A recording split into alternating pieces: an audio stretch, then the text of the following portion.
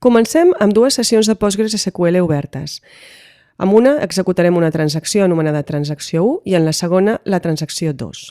Les dues transaccions treballaran a nivell d'aïllament serialitzable. Això vol dir que et faran reserves fins a l'acabament de la transacció.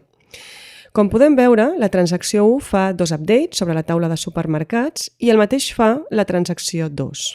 Començarem ara executant la transacció número 1. Executarem la sentència Start Transaction per engegar la transacció. Farem el mateix amb la transacció 2. A continuació, executarem el primer dels updates de la transacció 1 i el primer dels updates de la transacció número 2. Fixeu-vos que ara el segon update de la transacció 1 intenta modificar una fila que ja ha sigut reservada prèviament per la transacció 2. Això vol dir que la transacció 1 queda suspesa perquè no pot aconseguir la reserva sobre el grànul a Salamanca 1.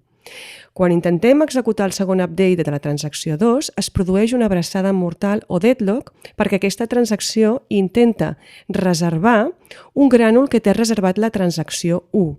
En aquest cas, Postgres el que fa és avorta la transacció 2, cosa que comprovem quan intentem executar el commit d'aquesta transacció. I veiem que no hi ha cap transacció en trànsit o en execució. Veiem que un cop avortada la transacció 2, aleshores la transacció 1 pot acabar normalment.